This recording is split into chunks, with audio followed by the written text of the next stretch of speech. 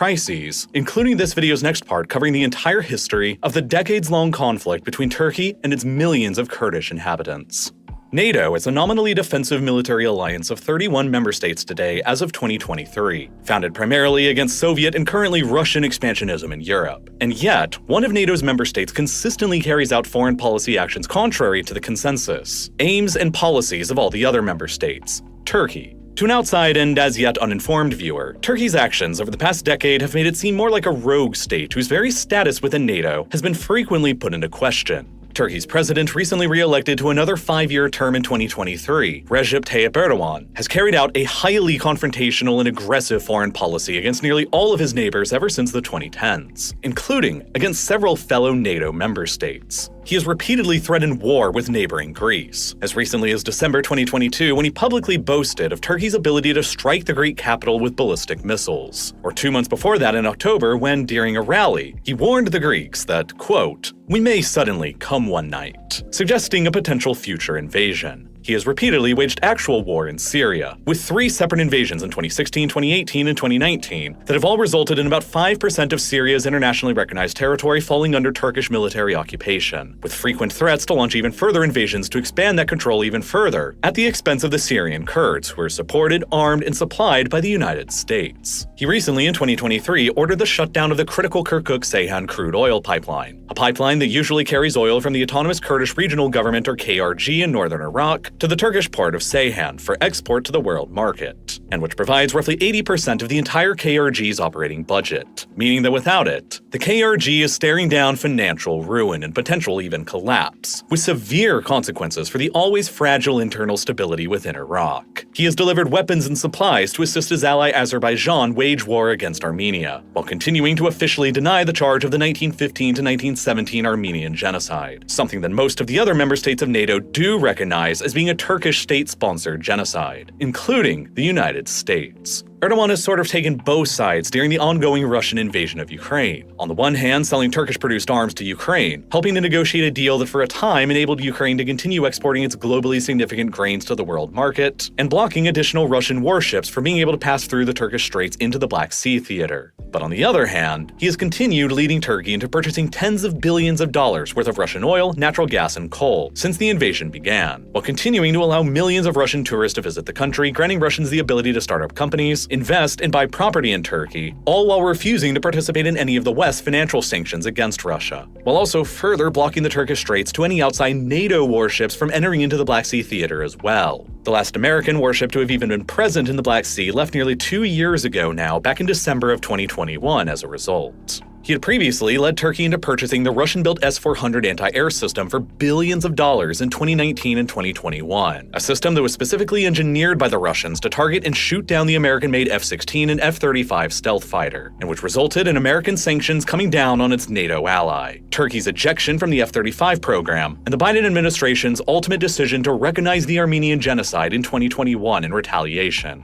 Turkey further dispatched its own troops to fight overseas in the Libyan civil war in 2019 and 2020, on the opposing side of its other NATO allies, France and Greece, while Turkish warships have come into scuffles with the French and Greek navies all across the eastern Mediterranean, while Turkish and Greek fighter pilots have engaged in dogfights over the Aegean Sea, with several pilots on both sides losing their lives. Turkey even further continues to militarily occupy 37% of the island of Cyprus, an EU member state and the only part of de jure European Union territory currently under de facto foreign military occupation. And all of this has been in addition to Erdogan's long holdup of allowing neither Finland or Sweden to join NATO, after they applied following Russia's invasion of Ukraine. Finland has since been allowed to join, but as of the production of this video, Turkey still has not officially ratified their acceptance of Sweden to join. None of these actions make it seem like Turkey is a normal member of the NATO alliance, or that Turkey is even friendly to the West at all. And that's because Turkey isn't pro-Western, or even pro-NATO, nor is Turkey pro-Russian or pro-Ukrainian. Turkey is simply pro-Turkey. and sees itself as a completely independent and separate actor. And in order to understand the very complicated game of geopolitical chess that Turkey is currently playing across its region, and in order to anticipate what Turkey's next moves might end up being, you have to go back to where the modern Republic of Turkey came from in the first place out of the ashes of the previous Ottoman Empire. Learn why it joined NATO in the first place, and why the circumstances since then have radically changed, leading to Turkey's current foreign policy and behaviors, and President Erdogan's great project to reshape 21st century Turkey into the great power that he and many other Turks believe the nation should rightfully be once again.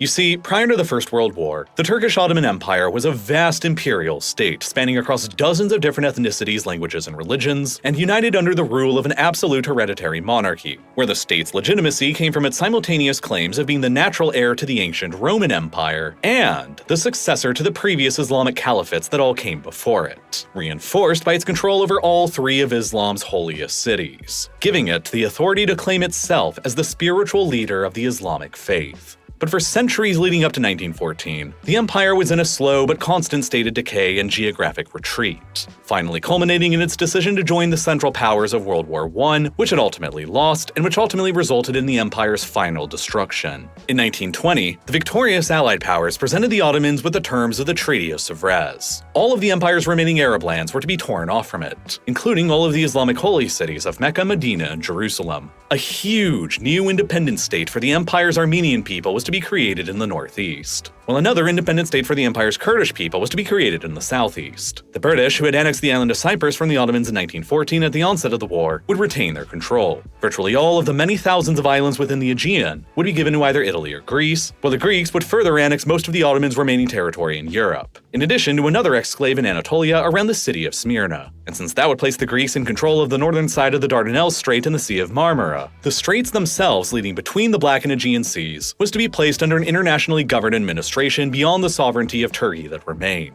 The Turkey that remained under the terms of Sèvres was doomed to be nothing but an insignificant rump state, left only with the rugged, mountainous, and difficult-to-develop lands of some of Anatolia, and only about half of the rich Sea of Marmara and core of the Turkish civilization. And so, understandably outraged at the treaty's harsh terms, the Turks decided to massively rebel against them. And so began essentially the continuation of the First World War for the Turks, fighting off the Greeks, French, British, and Armenians trying to enforce the Treaty of Sèvres' terms for another 4 years, until 1923. To put it succinctly, there is a very large degree of historic enmity between the Greeks and the Turks, going back at least 1,000 years, back when the Turks first began migrating into Anatolia from Central Asia, eventually culminating with the Ottoman-Turkish conquest of Constantinople in 1453, and the Turkish occupation of all of Greece for nearly 400 years until Greek independence was finally only achieved again in 1829. After which, a popular idea in Greek nationalist circles and foreign policy began appearing called the Megali idea. The idea that Greece should restore the historic Byzantine Empire and take over all of the lands across Europe, Anatolia, and Cyprus that still had large ethnically Greek populations. At the 1919 Paris Peace Conference at the end of World War I, this was literally the map presented by the Greek delegation outlining all of their territorial ambitions at the expense of the Ottomans, roughly lining up with the territory of the reformed Byzantine Empire as it had been more than 6 centuries previously. And while the Allies didn't give them everything they wished for out of the Treaty of Sèvres in 1920, they still gave them a lot of it. And so the Greek armed forces sent tens of thousands of their troops into eastern Thrace and around Smyrna to try and enforce their claims.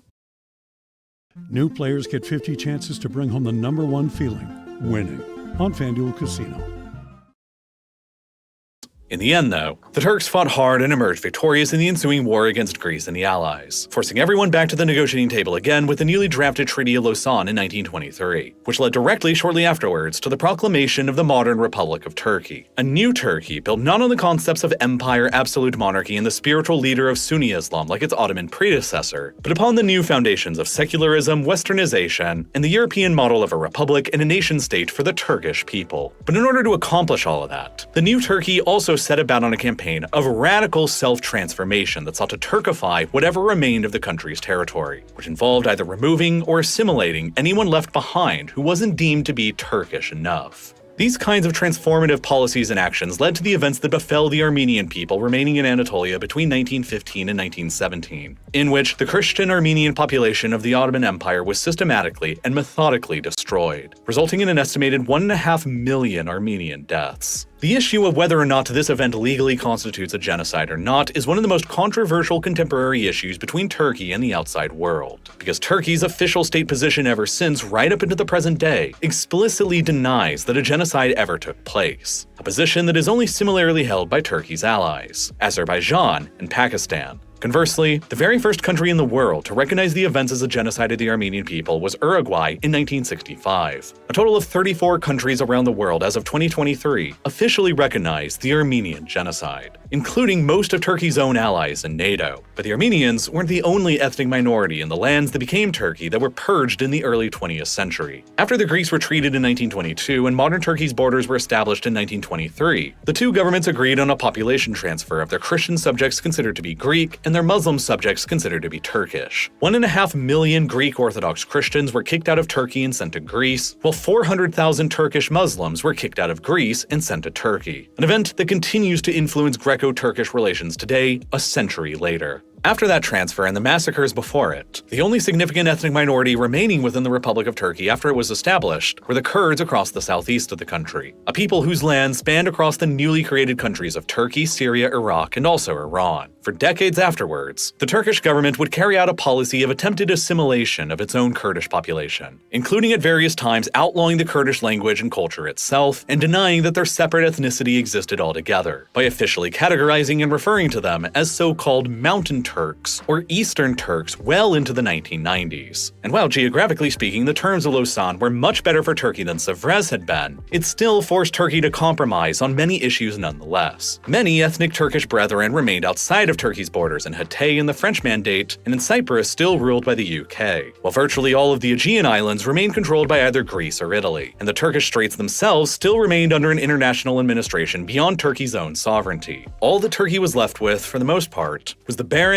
arid, mountainous, rugged, and difficult-to-develop Anatolian Peninsula, and far more importantly, Turkey's rich historical core around the Sea of Marmara, which for thousands of years has been one of the greatest geographic cores for any civilization to build itself around. The Sea of Marmara is surrounded by a series of low-lying plains in both Europe and Asia, and there is an abundant amount of fresh water nearby, which makes it one of the most agriculturally productive regions in the entire world. While the internal body of water within Marmara itself is a very large, calm, and easily navigable body of water that makes transport and trade across the Marmara region incredibly easy and makes Marmara function as essentially more of a single colossal natural harbor, bracketed by the narrow choke points of the Bosphorus in the north and the Dardanelles in the south, through which goods produced anywhere around Marmara can be easily and rapidly transported by sea out to oceans all around the world. And moreover, this agriculturally rich and easy to transport through area is also smack in the middle of some of the most lucrative trade routes that the world has ever known. And that has historically made the Marmara region one of the epicenters of global trade, commerce, and finance. This is because the Bosphorus, Marmara, and the Dardanelles make it the only possibly navigable route by sea from anywhere around the Black Sea's coastline out to the world ocean. A geographic fact that is even further amplified by many of Europe's largest rivers that empty into the Black Sea as well, like the Danube, the Dnieper, and the Don. All of the commercial centers, factories, and farms established along any of these rivers within the interior of Europe, or anywhere around the Black Sea coast, have never had any other option of exporting their goods out to the world market by sea other than funneling them all through the Marmara region. While historically the easiest land-based trade route between South Asia and Europe also funneled through Marmara. This all made the Marmara region the most important crossroads of the world for trade for thousands of years, and brought whomever controlled it the ability to generate fabulous wealth through taxing that trade and exploiting the region's immense agricultural potential. Still to this day in 2023, the Marmara region is the core of modern-day Turkey, and the most important piece of real estate that the country controls. It is presently home to more than 27 million people, nearly a third of the entire Turkish population, and nearly triple the entire population of Greece. Marmara alone accounts for a whopping 75% of the entire modern Turkish GDP, while the Turks who live there have a GDP per capita of nearly $72,000, 7.5 times higher than the Turkish nationwide average, and higher than the nationwide averages of every country in Europe other than Iceland, Switzerland, Norway, Ireland, and Luxembourg.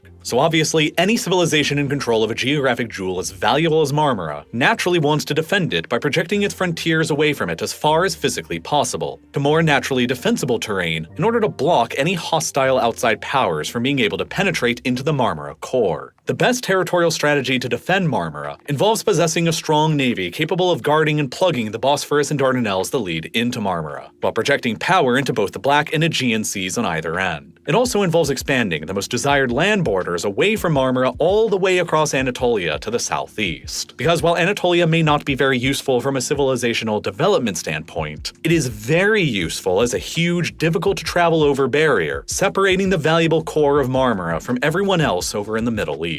And to the northwest, anyone who controls Marmara will most ideally want to expand their borders or influence at least up to the Bessarabian Gap and the Iron Gates. The Bessarabian Gap is the narrow, flat chunk of plains in between the Black Sea in the east and the Carpathian Mountains in the west, across which to the north exists the vast and seemingly endless Great Eurasian Steppe that expands all the way to Mongolia. In order to defend against any threats to Marmara that may emerge from that direction, control or at least influence over the Bessarabian Gap is paramount. Meanwhile, the Iron Gates are the extremely narrow but traversable gorge that the Danube River carves between the Carpathian Mountains in the north and the Balkan Mountains in the south, creating a narrow passageway through the mountains towards Marmara from the Pannonian Basin in Central Europe. With control over these land choke points in Europe, naval supremacy in the Black and Aegean seas, and control over the whole of Anatolia, the core of Turkish civilization is safe. But unfortunately for the Turks, by 1923, they had lost all of that except for their control over Anatolia, and even that was being threatened by sporadic Kurdish rebellions in the southeast of it.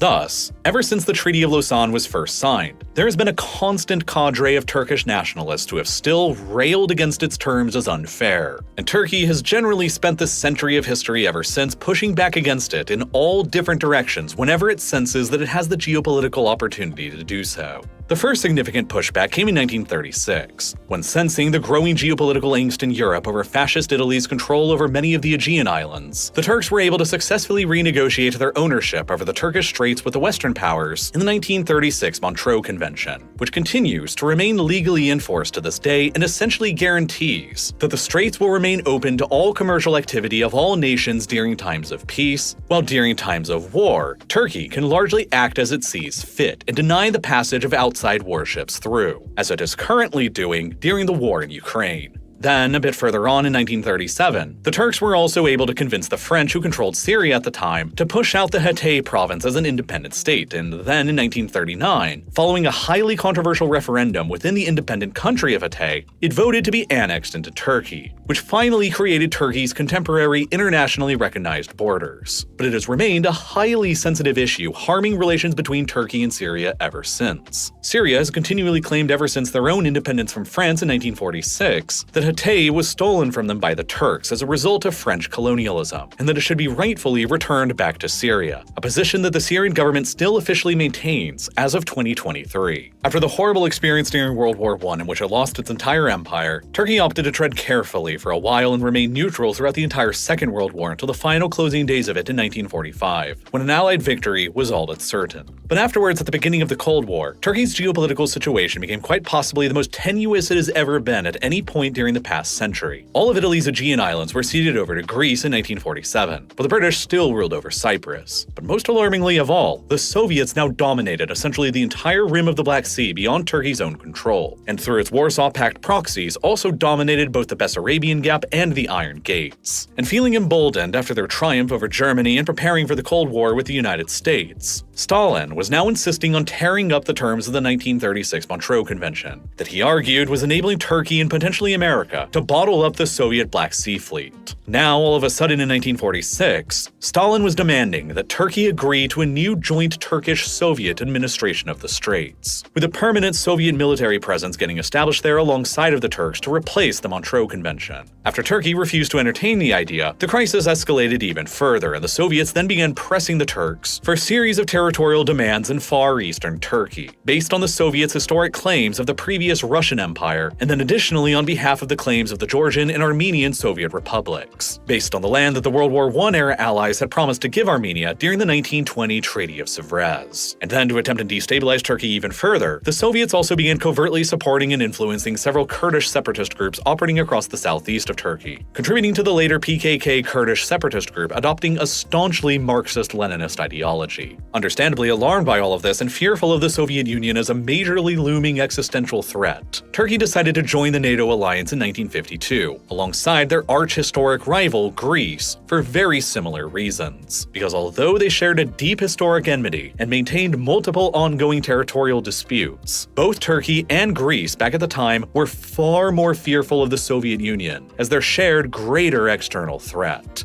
And to NATO, Turkey was considered an invaluable geographic asset, with its control over the Turkish Straits being able to contain the Soviet fleet within the Black Sea, and its proximity to the Soviet Union's southern flank, granting the United States the ability to establish an Air Force base at Incirlik, from which it could launch spy planes and also park nuclear weapons, to launch quickly during the event of a full-scale nuclear war. Meanwhile, Cyprus was finally granted independence by the British in 1960, although a couple major British military bases remained lasting up to this day, granting the UK military close proximity to intervene in potential flashpoints across the Middle East. But by the 1970s, the leader of the freshly independent Cyprus was perceived in Washington as growing too close to the Soviets, who were actively searching for additional ports in the Mediterranean to complement their lease over Tartus in Syria. And so, alarmed by that in 1974, the United States supported a coup on the island that was orchestrated by what at the time was the right-wing military junta ruling in Greece. A coup that was deliberately intended by the regime in Greece at the time to result in the unification of Cyprus with Greece, a concept that was referred to in Greek as enosis, or union.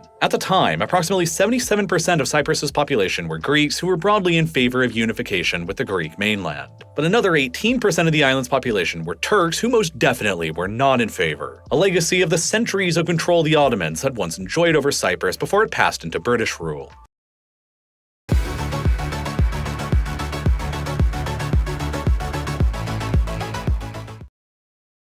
Fearing that their coastline in the Mediterranean would be even further boxed in by Greece were Cyprus to be annexed and citing their right to protect the ethnic Turks of the island, Turkey decided to launch a full-scale maritime invasion of Cyprus shortly after the coup took place in 1974. The result was that Turkey militarily occupied about 37% of the island's territory before a ceasefire between both sides was finally agreed upon, which led to an indefinite de facto partition of Cyprus along a United Nations patrolled buffer zone known as the Green Line that continues to remain in force today. Around 150,000 Greeks on the island, or about a third of Cyprus's Greek population at the time, were then forcibly removed from the north of the island and pushed to the south, while another 60,000 Turks on the island, or about half of Cyprus's Turkish population then, were forcibly displaced from the south and pushed up to the north, representing in effect the most recent population transfer between the Turks and the Greeks. Today, in 2023, Cyprus's population is sharply divided, with 99% of the population in the south being Greek, and 99% of the population in the north being Turkish. Nearly a decade after its invasion and occupation in 1983, the Turkish Republic of Northern Cyprus was unilaterally proclaimed as a new independent country out of the Turkish-occupied area in the north of the island,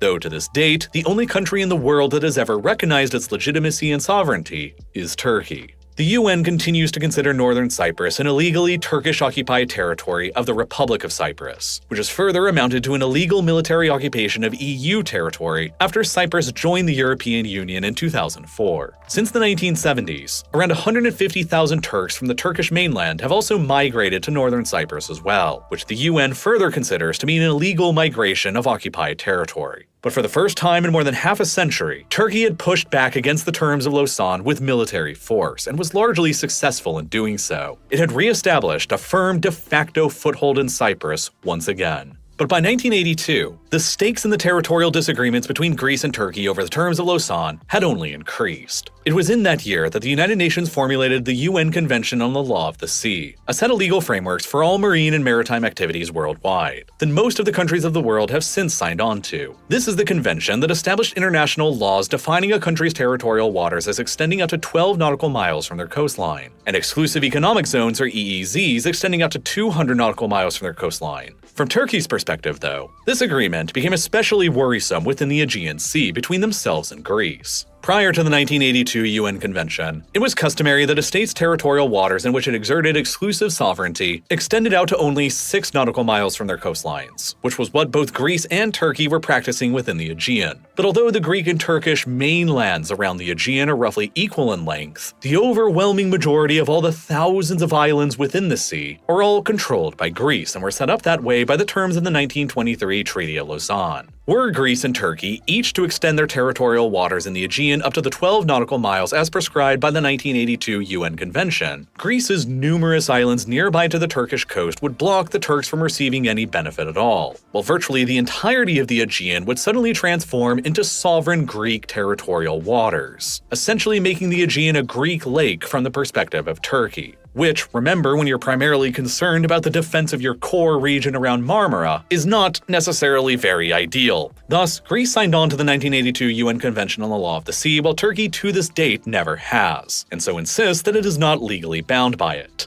Turkey further insists that despite Greece having signed the treaty, the previous territorial waters limit of 6 nautical miles has to remain in force within the Aegean. In 1995, the Turkish parliament even adopted a resolution that were Greece ever to unilaterally extend its territorial waters in the Aegean up to the 12 nautical miles without Turkey's consent, it would be considered a casus belli, and Turkey would consider going to war with Greece over the issue. Turkey further began insisting that islands cannot be entitled to having a full 200 nautical mile EEZ, and should be limited only to their 12 or 6 nautical mile territorial waters, while the proper 200 nautical mile EEZs of countries should only be measured from their continental landmasses or continental shelves. Turkey is the only country in the entire world that maintains this unique interpretation of international maritime law, but they do so because it would so clearly benefit them at Greece and Cyprus's expense in the Aegean and the Eastern Mediterranean. Turkey's interpretation of maritime law and EEZs would ignore all of Greece's islands and divide the Aegean Sea in half along the median line in between the Turkish and Greek continental mainlands, equally dividing the Aegean between a Greek EEZ in the west and a Turkish EEZ in the east. But to Athens, such an outcome would leave many of their eastern islands as exclaves completely separated from the rest of Greek territory and waters, and troublingly surrounded by Turkish waters, including majorly populated Greek islands like Rhodes, Lesbos, and Chios, which could leave them vulnerable to further incorporation into Turkey. Moreover, Turkey's interpretation of maritime law would restrict the ability for even very major islands like Crete and Cyprus to generate EEZs as well, granting the Turks a much more expanded EEZ deep into the Eastern Mediterranean and severely clashing with the UN-recognized maritime claims of both Greece and Cyprus. In the 1990s and 2000s, this issue mattered a lot, but it would matter a whole hell of a lot more later on in the 2010s, once massive amounts of natural gas reserves started getting discovered in these waters, which we'll get back to later on. First, in 1991, something extremely geopolitically significant happened that presented Turkey with a massive change in circumstance. The Soviet Union and the Warsaw Pact suddenly collapsed, and with it, the newly independent states emerged of Bulgaria, Romania, Moldova, Ukraine, Russia, Georgia, Armenia, and Azerbaijan. Turkey immediately seized the opportunity and became the very first country in the world to recognize the independence of Azerbaijan in November of 1991. And the two have developed a sort of special relationship ever since then, with the Turks viewing the Azerbaijanis as their close ethnic Turkic brethren and the two remaining staunch geopolitical allies ever since. At about the same time, though, the Gulf War and Operation Desert Storm in 1991 ring serious alarm bells in Turkey's southern direction. The Kurds of northern Iraq had long been harshly repressed by the regime of Saddam Hussein, but after Saddam's crushing defeat against the US-led coalition in 1991, the US Air Force established a no-fly zone across the Kurdish areas of northern Iraq that prevented the Iraqi Air Force from ever returning to menace them, which enabled the Iraqi Kurds to gain effective autonomy from the government in Baghdad, and established the Kurdish Regional Government, or KRG, the following year in 1992. Representing the first part of the Kurdish inhabited area of the Middle East, spanning across Iraq, Turkey, Syria, and Iran, to actually achieve autonomy, which greatly alarmed the government of Turkey, who was actively fighting against its own full-blown Kurdish insurgency at the time being waged by the guerrillas of the Leninist Kurdistan Workers' Party, or PKK, across the whole southeast of Turkey where their own Kurdish population mostly lived. Turkey's only saving grace here was its geopolitical influence over the KRG in the shape of the Kirkuk-Ceyhan crude oil pipeline, the lifeline of the KRG's economy that granted them the only option they had to export their oil resources out to the world market through the Turkish port of Ceyhan that had been previously constructed back across the 1980s. Oil exports almost entirely through that single pipeline to Ceyhan would make up roughly 80% of the entire KRG's economy, and so without the pipeline and without Turkey's cooperation, the KRG economy would almost immediately collapse, which gave Turkey a very high degree of influence within the KRG to the extent that the KRG even granted the Turkish armed forces permission to launch cross-border raids into their territory, targeting fellow Kurdish PKK training camps and bases. In the 1990s, Turkey was still very pro-Western, as it had generally been ever since it first joined NATO back in 1952. Russia was still covertly supporting the PKK rebellion across southeastern Turkey, while Turkey began counter-supporting the Chechen rebellion that was happening within Russia to fight back. Turkey still saw its future aligned with the West, and spent most of its diplomatic efforts throughout the 1990s and early 2000s trying to join the European Union, with a customs union agreement reached in 1996, and even EU candidacy status achieved at the tail end of 1999.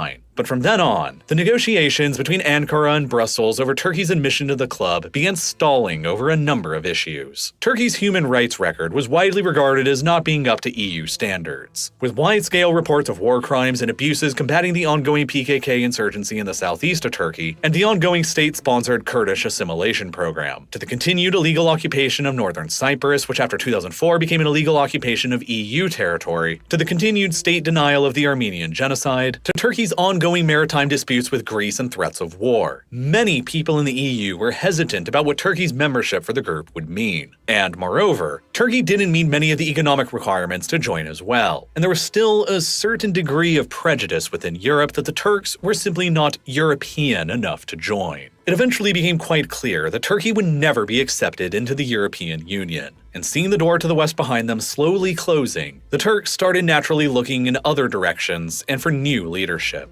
culminating with the first election of Recep Tayyip Erdogan and his AKP party to the prime minister position in 2003. And by that point in the 2000s, Turkey's ancient power as the geographic crossroads of the world was starting to amplify once again. The shattering of the Soviet Empire in 1991 left wide open the vast oil and gas riches around the Caspian Sea to Western investment and development for the very first time. And Turkey immediately understood its geographic significance in between the raw oil and gas resources around the Caspian and the energy-hungry European market. Over time, a major crude oil pipeline called the Baku-Tbilisi-Ceyhan, or BTC, would be constructed to carry massive quantities of Azerbaijani crude oil to the Turkish port of Ceyhan, where it would link up with the previously constructed Kirkuk-Ceyhan crude oil pipeline that carried oil from northern Iraq's oil fields into Ceyhan as well, all of which would then be exported from Ceyhan on tankers out to the global market. Over a period of many years and at a cost of more than $35 billion, a consortium of Western energy companies and the Azerbaijani and Turkish governments also painstakingly constructed the South Caucasus Pipeline, the Trans-Anatolian Pipeline, and the Trans-Adriatic Pipeline in a massive project known as the Southern Gas Corridor, which transports vast volumes of Azerbaijani natural gas directly to the European Union via Turkey, which now, all on its own, provides roughly 3% of the EU's entire natural gas supply. Moreover, Russia's oil and gas pipeline network, constructed all throughout the Soviet era to the European market, all ran entirely through Ukraine. And now, Ukraine was a freshly independent country, who wasn't getting along very well with the Russians on a whole host of issues that encouraged the Russians to begin a decades-long process of building out new pipeline routes that circumvented around Ukraine. And two of those new pipelines the Russians built went beneath the Black Sea to Turkey, and then from Turkey onwards to Europe. Blue Stream, and later Turk Stream, which carries on Russian gas further towards Bulgaria, Hungary, and Serbia. Even the Iranians got into the business of pipeline construction across Turkey, with the completion of the Tabriz-Ankara natural gas pipeline in 1996, which carries Iranian gas directly into Turkey. And then to add on to all of the oil and gas pipelines that began crisscrossing Turkey, the Turkish Straits were also rapidly becoming a major export and import route for seaborne crude oil. In 2000, Western energy companies discovered the largest oil field found anywhere in the world at any time in the past 30 years, a supergiant field known as Kashagan within Kazakhstan's part of the Caspian Sea. By the time commercial production finally began out of Kashagan in 2012, more than $116 billion had been invested into developing it, including the construction of the Caspian Pipeline Consortium towards the Russian port of Novorossiysk on the Black Sea, where it is further met by many of Russia's own oil pipelines, along with the Northern Route export pipeline from Azerbaijan. And so, consequently, nearly all of Kazakhstan's oil exports and a significant amount of Russia's and Azerbaijan's oil exports all flow through these pipelines towards Novorossiysk, where they then get loaded up onto tankers, after which they have to pass through the Turkish Straits and Marmara on their way out towards the global market, reinforcing Marmara as a critical choke point for the global oil industry, and especially the Russian and Kazakh oil industries, that it's estimated about 3% of the entire global supply of oil passes through the area on tankers every single year. So ultimately, while Turkey itself had hardly discovered any oil or gas reserves of their own and was an overwhelming net energy importer, with 93% of its oil supply and about 100% of its gas supply coming in from abroad, its geography nonetheless ensured it power and influence anyway, as the prime crossroads between the European market and the oil and gas resource locations in northern Iraq, Iran, the Caspian Sea, and Russia. Turkey's economic importance and influence was growing once again, and so too were Turkey's ambitions, just at the same time as their door to the European Union was closing shut. Beginning in 2010, the Arab Spring revolutions opened up another opportunity for Turkey to focus its power projection to the south into the former lands of the Ottoman Middle East, with tumultuous revolutions and civil wars erupting in Syria, Iraq, Egypt, and Libya. It was a great opportunity to influence events in their favor, but unfortunately for the Turks and for Erdogan, they nearly always kept backing the losing side in just about every single instance. In Egypt, for example, Erdogan enthusiastically supported the rise of the Muslim Brotherhood and their candidate Mohammed Morsi to the presidency in 2012, following the overthrow of the longtime Egyptian dictator Hosni Mubarak the year previously in 2011. The Muslim Brotherhood is a pan-Sunni Islamist and anti-monarchist organization who seeks to establish the unification of the entire Muslim world beneath a single caliphate-level authority practicing Islamic Sharia law, which greatly appealed to Erdogan's and the AKP's own pan-Islamist beliefs and philosophies.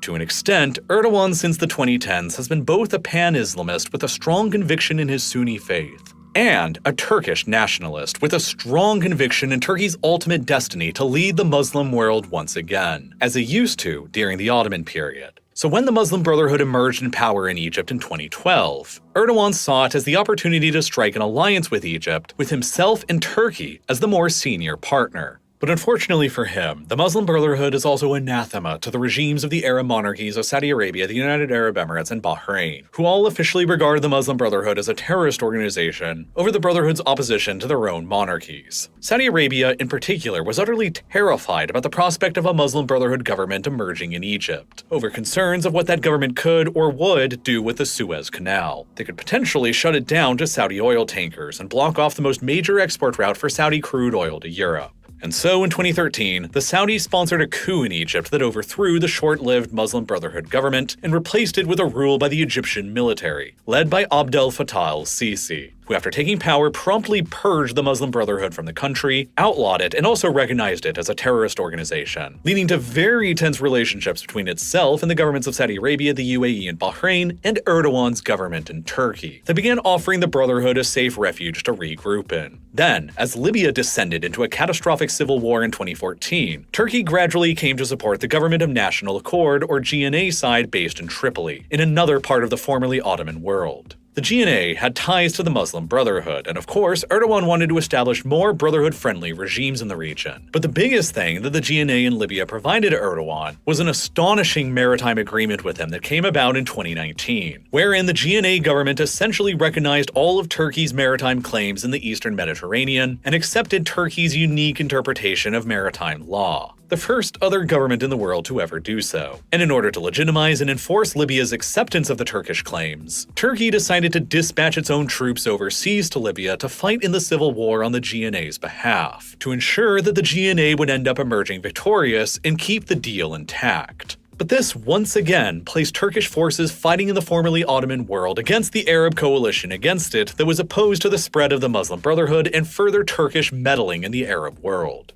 El-Sisi's Egypt, completely opposed to the establishment of a Muslim Brotherhood-influenced state right next door to him in Libya, backed up the opposing side in the civil war against the GNA and the Turks, as did Saudi Arabia and the United Arab Emirates, along with the Assad regime in Syria, Greece, Cyprus, France, and Russia. And the reason why the Turks were pushing so hard for the GNA in the civil war and the recognition of Turkey's maritime claims were because of a series of aforementioned discoveries that had been made earlier on in the 2010s. You see, for a very long time, the Eastern Mediterranean was regarded as a geologically dead sea from an oil and gas perspective. It was simply thought that there wasn't anything of commercial value to be found there. But then, all of a sudden in 2009, a discovery happened within the Israeli EEZ that changed that line of thinking forever. An American energy company named Noble discovered a large natural gas field that they called Tamar, only about 50 miles off of the Israeli coast. And then the following year in 2010 came one of the biggest energy discoveries of the entire 21st century. Only 47 kilometers kilometers further to the southwest of Tamar, the appropriately named Leviathan natural gas field, one of the largest gas finds of the entire 21st century so far, which contained enough gas within it to sustain 100% of Israel's entire demand for decades to come. The discoveries completely revolutionized Israel's energy security profile, and Israeli production from the Leviathan field finally began in 2019, suddenly transforming Israel into not only being completely self-sufficient with natural gas, but a major potential gas exporter as well.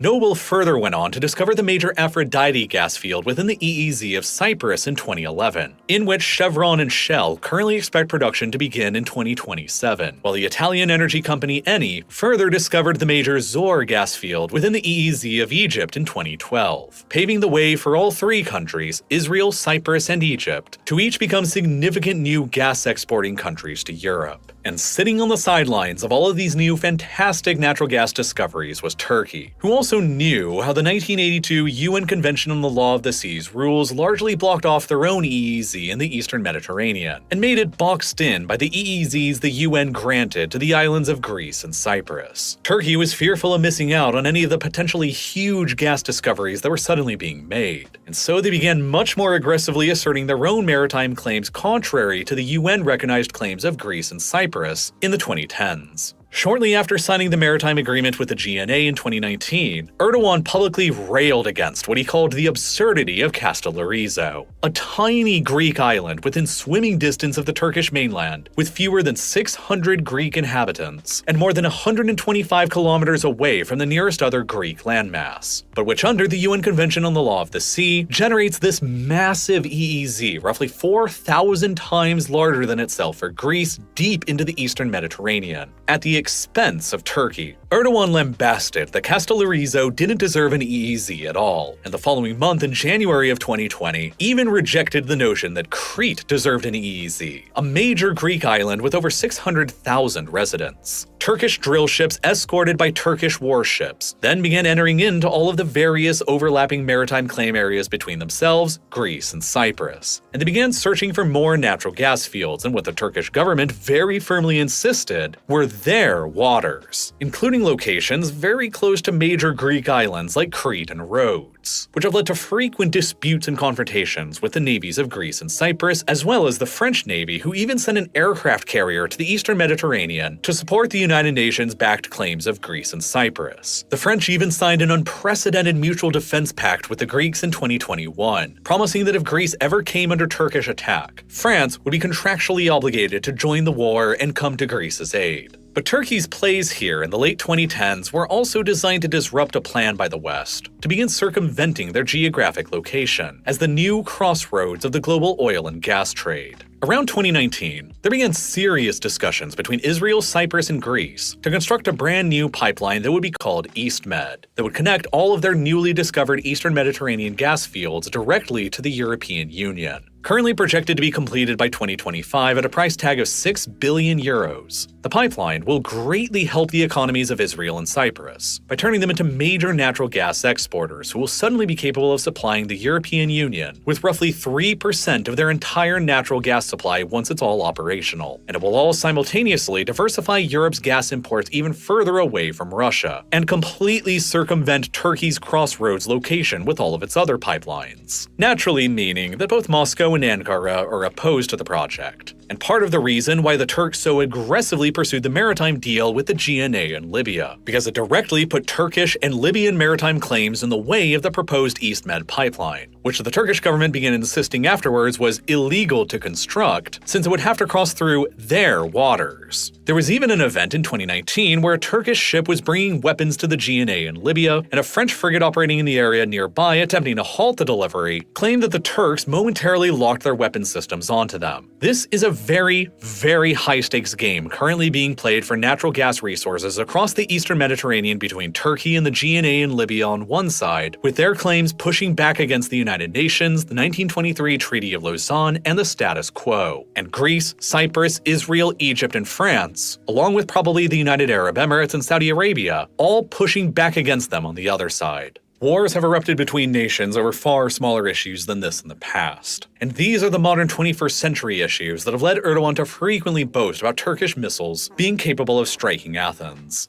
In the event of a conflict eventually erupting between Turkey and Greece over their maritime disputes, in a one-on-one fight, Turkey possesses very clear and significant advantages in overall population, the amount of manpower to pull from, and numbers of tanks and artillery pieces giving Turkey an overall clear advantage over Greece on the land. But the advantages Turkey enjoys diminish substantially when it comes to the air and the sea. Greece has invested very heavily into its air and sea defenses, both in order to project power into the Aegean and the Eastern Mediterranean, and to dissuade Turkey from ever launching an attack challenging its maritime boundaries. And as a result, the Turks and Greeks alike have largely comparable numbers of fighters, and most of them on both sides are advanced American-made F-16s. The two sides have roughly comparable numbers of frigates and submarines as well, with an overall slight advantage to Turkey with a superior number of helicopters, and a single light aircraft carrier that can transport helicopters and drones to relevant theaters of combat. Turkey does, however, possess its own increasingly advanced domestic arms industry that produces the highly sought-after Bayraktar TB2, which has seen wide-scale success in the Turkish armed forces against the PKK and the YPG in Syria, and within the Azerbaijani armed forces against Armenia, and within the Ukrainian armed forces against Russia. Conversely, Greece doesn't have any comparable domestic arms industry and no comparable drone arsenal. It is not exactly clear how NATO would respond to a conflict like this erupting between two NATO member states.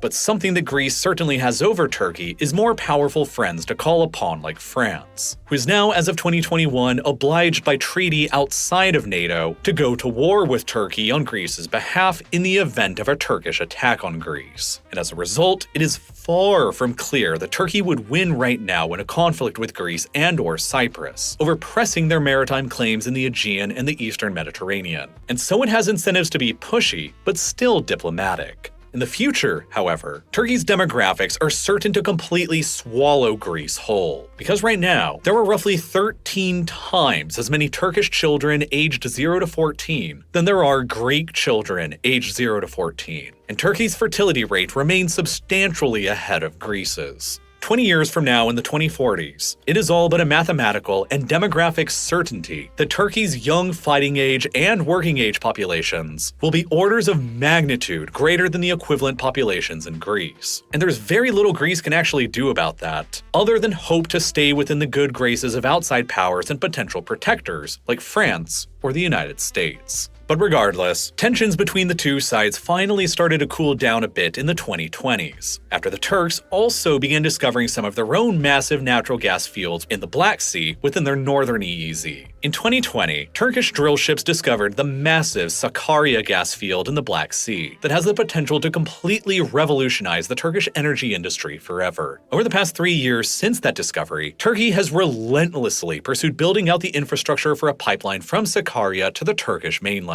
And now, as of 2023, the United States EIA estimates that the natural gas reserves within the Turkish Black Sea EEZ are at around 25 trillion cubic feet, which all on their own grant Turkey the 27th largest natural gas reserves in the world, and about half of the gas reserves controlled by Azerbaijan, one of the most significant gas exporters in the world. Consequently, it is now expected that domestic Turkish Black Sea natural gas will eventually supply about a third of Turkey's entire domestic natural gas demand, and dramatically improve Turkey's energy security profile as a result. As before this sudden discovery, they were importing just about 100% of their entire natural gas demand from abroad, and primarily from historic Turkish rivals like the Russians and the Iranians, significantly handicapping the flexibility of Ankara's foreign policy. As a prime example, Turkey hasn't been able to firmly push back against the Russians during the invasion of Ukraine, and has refused to participate in any of the Western financial sanctions supported by the rest of NATO, partially because the Turks were importing 40% of their entire natural gas supply from Russia as recently as just last year in 2022, in addition to massive amounts of Russian oil and coal. But now, by 2026, when Turkey's gas production is expected to have ramped up from the Black Sea and the Sakarya field, Turkey will be able to begin weaning itself off of its gas imports from Russia, and start being able to act more aggressively and assertively against Moscow. including, potentially, by joining in alongside some of the Western financial sanctions if push eventually comes to shove. And at the same time, the Black Sea discoveries for Turkey have reduced their incentives to push more aggressively for their desired maritime boundaries against Greece and Cyprus, though the claims have still never been dropped by Ankara and continue to provide a source of tension between the Turks and NATO and the rest of the alliance. But by far the biggest source of tension and difference between how Turkey and the rest of NATO view the world came in Turkey's south and Syria. When civil war first erupted in the country in 2011, Turkey and the West were aligned on their goals for resolving the conflict. Syria's longtime Ba'athist dictator, Bashar al-Assad, had to step down from power. The Assad regime in Turkey had historically had a very fraught relationship, with Syria's continued claims on Turkey's Hatay province unresolved, to Syria's protests about Turkish dam construction taking place along the Euphrates River, negatively impacting their own water supply, to the Assad regime's overwhelming and brutal crackdown on the initial anti-government protests that flared up in 2011 that would eventually send millions of Syrian refugees fleeing from the chaos and violence across the border into Turkey. But the initial agreement between Turkey and the United States on the future of Assad in Syria began rapidly breaking down after the sudden explosion of ISIS in the region in 2015. The United States decided to militarily intervene against ISIS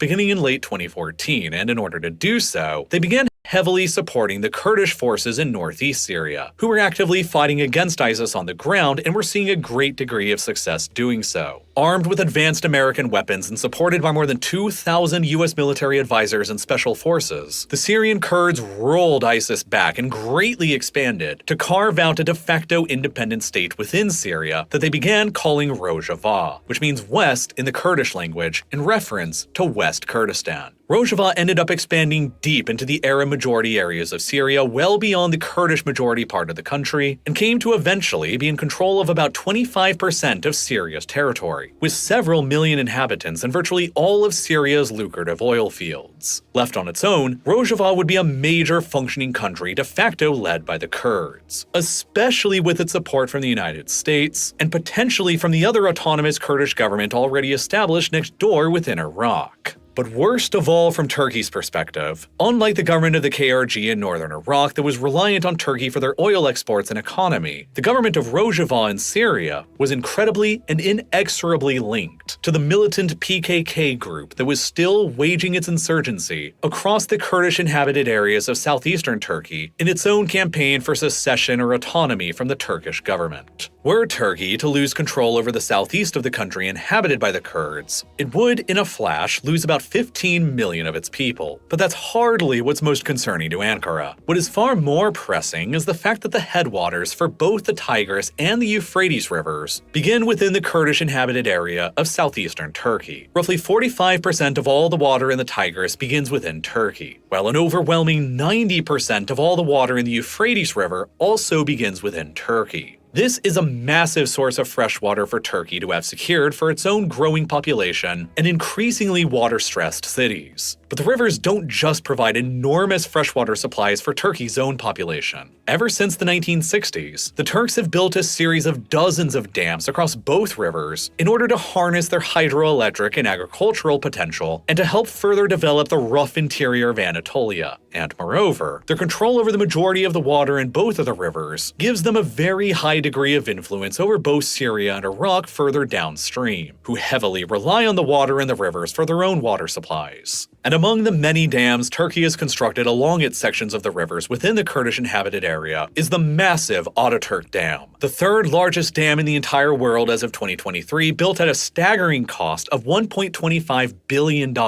and with an installed power generating capacity of 2,400 megawatts. Together with all of Turkey's other various hydroelectric stations built on the rivers flowing down through its mountains, the country usually generates approximately 30% of all its electricity. But if the PKK were ever successful in establishing an autonomous area for Turkey's Kurds or even outright independence, then Turkey would lose control over both the Tigris and the Euphrates, and in the process lose their massive freshwater supplies, lose the source of nearly 1/3 of their electricity generation, and be forced into making up the difference by importing more power oil, gas, and coal from abroad, and lose their ability to influence Syria and Iraq by removing their hands from their water supplies. Within Syria, Rojava is led by a coalition of parties led by the Democratic Union Party, or PYD, an organization that was literally founded as the PKK's affiliate branch in Syria back in 2004. The PYD's armed wings, the YPG and the YPJ, have extremely close ideological and historic ties to the PKK in Turkey, and currently count more than 100,000 armed members among their ranks in Syria. Turkey therefore considers the YPG and the Rojava in Syria to effectively be the very same organization as the PKK, that is fighting for independence or autonomy in southeastern Turkey. And the absolute terror within Turkey is that a successful Rojava could help the PKK by allowing them to establish bases and training camps within Syria, and by funneling advanced American-made weapons and equipment into the hands of the PKK, fighting their insurgency against Turkey. Turkey recognizes both the PKK and the YPG as terror groups, while the United States and most of the Western world only recognizes the PKK as a terror group, but not its affiliate branch, the YPG in Syria, because the United States has been massively supporting and arming the YPG to fight against ISIS, much to Turkey's very vocal dismay and demands that the US and Western world stop their support, to which the United States has never really given a firm endgame. In order to crush its perceived greatest security threat immediately across its border, Turkey has done just about everything that it can to crush Rojava's attempts at autonomy or independence within Syria. It is why the Turks have launched 3 separate invasions of Syria in 2016, 2018, and in 2019, and came to occupy roughly 5% of Syria's territory in doing so, to push Rojava back away from the Turkish border, and to separate the YPG in Syria from being able to assist the PKK across the border in Turkey. It is why the Turks blocked Sweden's accession into NATO for so long, over their accusations that Sweden was allegedly supporting both the YPG and the PKK. It is why Turkey just shut down the Kirkuk-Ceyhan crude oil pipeline out of fears of potential contacts between the KRG in Iraqi Kurdistan, the YPG in Syrian Kurdistan, and the PKK in Turkish Kurdistan, all working together towards a unified Kurdish front. By shutting the pipeline down, Turkey is actively crashing the KRG's economy, which could cause the government there to collapse and potentially even start an internal civil war within the KRG that could lead to Baghdad reassuming control over the area, which would send a very clear message to the other Kurdish groups both in Syria and in Turkey that the Turkish government will absolutely never tolerate Kurdish autonomy developing anywhere, neither within Turkey itself nor beyond Turkey in either Iraq or in Syria.